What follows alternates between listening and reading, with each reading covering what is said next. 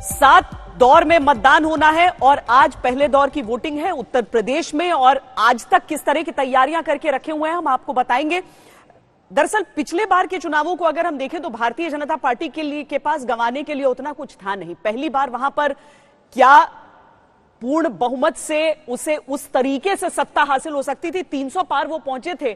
तो इस बार की जो तैयारी आप देखेंगे तो उसमें सारी पार्टियों के पास गंवाने के लिए कुछ न कुछ है, डर है।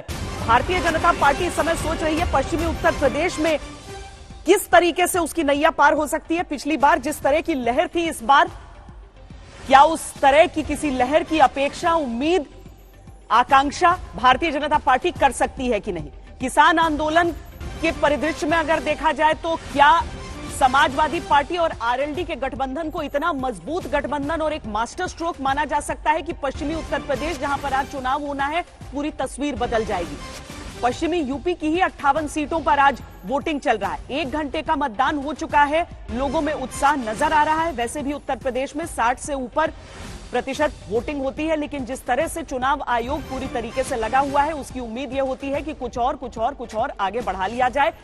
लोग कितनी संख्या में मतदान करने निकलते हैं, अब ये किसी भी तरह की लहर का कोई सूचक रह नहीं गया है।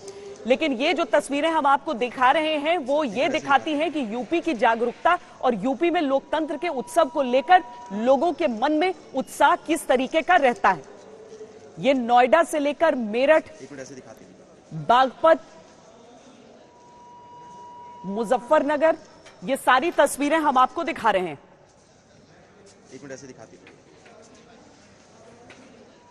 बड़े बड़े लोग हैं आज चुनावी मैदान में, सबकी किस्मत आज दांव पर है। क्या होने वाला है हम आपको दिखाते हैं। ये जो बड़े बड़े उम्मीदवार हैं, जो मंत्री हैं, श्रीकांत शर्मा ऊर्जा मंत्री हैं योगी आदित्यनाथ सरकार में।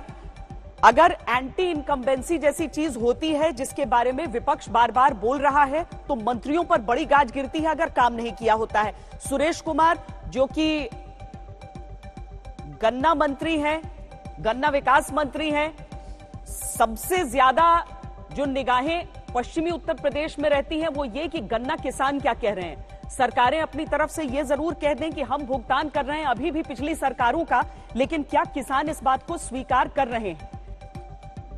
कपिल देव अग्रवाल है, ये तमाम मंत्रियों के चेहरे हम आपको दिखा रहे हैं जो कि आज चुनाव मैदान में है मुजफ्फरनगर से। तो एक एक करके अगर हम सभी मंत्रियों की, विनोद अग्निहोत्री जी, हम देख लें, सबसे ज्यादा टेंशन, नर्वसनेस मंत्रियों में ही रहता है। और सबसे ज्यादा अगर विरोध रहता, कहीं पर आप जाएं आपको डर लगता है कंस्टिट्यूएंसी आप ही की है। लेकिन अगर किसान आंदोलन जैसी चीज होती है तो वहां पर विरोध का सामना सबसे पहले मंत्री ही जी को करना पड़ता है। न जाए तो भी दिक्कत है, जाए तो और ज्यादा दिक्कत है। देखिए, जिसके पास सबसे ज्यादा खोने के लिए होता है, डर भी सबसे ज्यादा उसी को होता है। मंत्री के पास अपनी विधायकी के साथ साथ अपना मंत्री पद खोने का भी डर होता है और जिम्मेदारी भी उसकी इसलिए होती है। अब ये सुरेश राणा तो गन्ना मंत्री हैं और पश्चिमी उत्तर प्रदेश में सबसे बड़ा मुद्दा जो है गन्ने के बकाये के भुगतान का ही है। तो उनके सामने और बड़ी चुनौती है कि उसी क्षेत्र से हैं वो और उसी का मुद्दा है। और किसान आंदोलन का गढ़ है ये। किसान आंदोलन के दौरान गन्ने के बकाये के भुगतान का मुद्दा एक प्रमुख मुद्दा रहा है। तो इसलिए जो भी मंत्री हैं, चाहे वो श्रीकांत शर्मा हो, बिजली का मुद्दा, अब बिजली की कीमतों का मुद्दा, ये भी एक मुद्दा जो है जमीनी मुद्दा है। श्रीकांत शर्मा बिजली मंत्री, ऊर्जा मंत्री हैं। तो कुल मिलाकर के आज के जो पहले चरण के मतदान में जो मंत्री प्रमुख हैं वो सीधे सीधे किसानों के से जुड़े हुए विभाग उनके पास हैं।